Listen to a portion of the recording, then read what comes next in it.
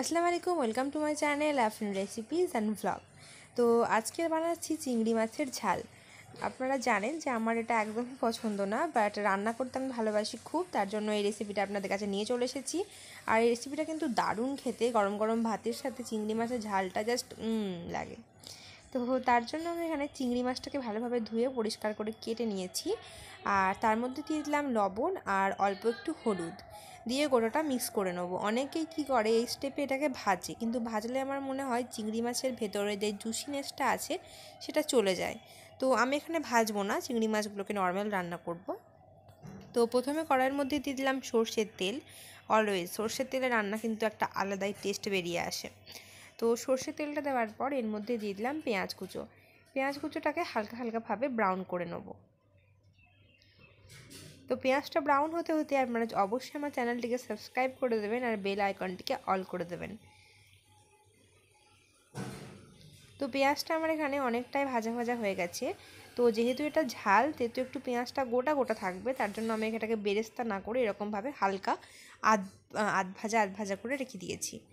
এরপরে আমি এর মধ্যে দিয়ে দিলাম পরিমাণ মতো টমেটোটার ওপর দিয়ে দেবো পরিমাণ মতো মশলাগুলো, যেমন এখানে দিয়ে দিলাম লবণ, লঙ্কা গুঁড়ো, অল্প একটু জিরে ধনে গুঁড়ো।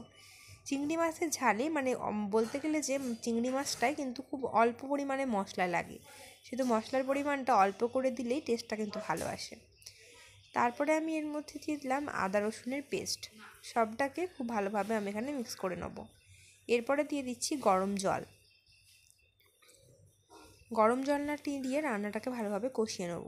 আমি প্রত্যেকটা রান্নাতেই বলে থাকি যে গরম জল ব্যবহার করার জন্য। গরম জল ব্যবহার করলে কিন্তু রান্নার টেস্টটা দ্বিগুণ হয়ে যায়, এটা আমার পার্সোনালি মনে হয়। তো ভালোভাবে মশলাটা যখন কষা হয়ে যাবে এবং তেল ছাড়বে, তখন এর মধ্যে দিয়ে দেবো ম্যারিনেশন করা চিংড়ি মাছটা। আপনারা যদি চান চিংড়ি মাছটাকে নর্ম্যালও রেখে দিতে পারেন বা এরকমভাবে ম্যারিনেটও করতে পারেন। চিংড়ি মাছটাকে মশলার সঙ্গে খুব ভালোভাবে আমি এখানে কষিয়ে নেব। আর তারপরে দিয়ে দেবো দুটো ঝাল ঝাল কাঁচা লঙ্কা। ঝালটা আপনারা নিজেদের পরিমাণ মতো দেবেন, কারণ বাচ্চারা অনেক সময় এতটা ঝাল খেতে পারে না, তার জন্য অল্প ঝাল দিয়ে রান্নাটা করা যায়। চিংড়ি মাছের ঝাল মানে নামটা ঝাল বলে এরকম না যে খুব ঝাল।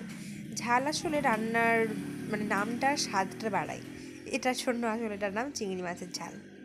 তো সবটা খুব ভালোভাবে মিক্স করে নেওয়ার পর আমি এখানে দিলাম গরম জল, কারণ চিংড়ি মাছগুলোকে সেদ্ধ করতে দিতে হবে।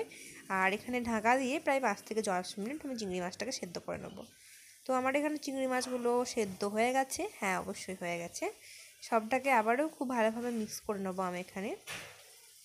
আর তারপরে আমি এর মধ্যে দিয়ে দেবো কুচনো ধনে পাতা। ধনে পাতাটা অবশ্যই দেওয়ার চেষ্টা করবেন, ভুনা যে রান্নাগুলোই না, ওখানে ধনে পাতা কাঁচা লঙ্কা এগুলো কিন্তু একটা আলাদাই টেস্ট আনে। তো ধনে পাতাটা দিয়ে আবারও খুব ভালোভাবে আমি এখানে মিক্স করে নেব। চিংড়ি মাছের আর একটা রেসিপিও চিংড়ি মাছের ভুনা যেটা হয়, সেটাও কিন্তু আমার চ্যানেলে দেওয়া আছে, আপনারা চাইলে চেক আউট করতে পারেন। আর এই রেসিপিটি ভালো লাগলে অবশ্যই একটা লাইক দেবেন, আর please subscribe my channel for more videos. Bye by.